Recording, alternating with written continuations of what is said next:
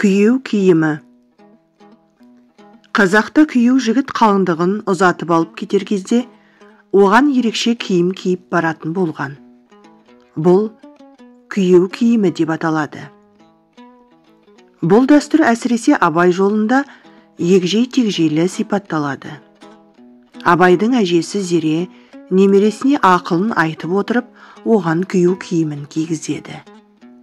Әкесі күйеу, шешесі қалыңдық болмаған ба деп, бізді мінейді деп, кигізіп отырып, ақылын айтады.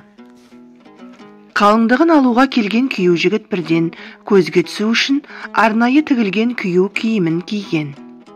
Басына жиегі бағалы аң терілерімен көмкеріліп, үкі қадалған бөрік киіп, үстіне қызыл шапан, кестелі жарғақ шалбар, аяғына биік өкше етік киген. Кейде шапанды сырт киім қамзолмен алмастырып отырған. Қазақта жалпы бұл дәстүрді Мұхаммед пайғамбардан тарқатады.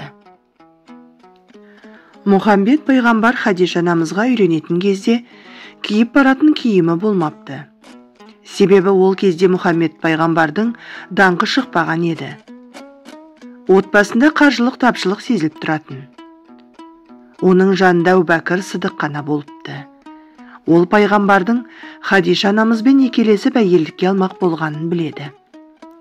Бірақ Мұхаммедтің жетім өскенін және ешқашан артық байлық жинамайтынын жақсы білетін Әбубәкір тойға дайындық жайын сұрайды. «Иә досым, Хадишамен некелестім. Мен бақыттымын. Енді оны отбасыма абыроймен алып келуім керек» деді. Пайғамбардың емеурінін ернінен танитын Әбубәкір мәселенің мән жайын бірден түсінді. Пайғамбар ескі шапанымен тойға баруға қысылып отыр еді. Әбубәкір базарға барды да шапан тігетін шеберлерге ең қымбат шапан тіктірді.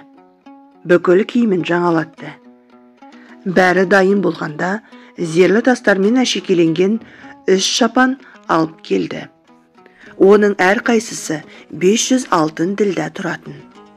Хадишаға арнайы қымбат тарту әзірлетті. Пайғамбардың қарсылығына қарамай, Әбубәкір оның барлық сән салтанатын артығымен толтырды. Қыз ұзату тойында дүйім жұрт пайғамбардың мәрттігі мен мырзалығына таң қалды. Дұшпандары оны мұқата алмай мысық ұрды. Қайын жұртының мерейі үстем болды.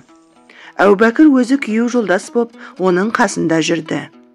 Пайғамбардың бұл сән салтанаты кейінгі үмбетке үлгі болып қалған екен. Күйеу жолдас боп, еріп бару Әбубәкір Сыдықтан қалған сүндет деседі.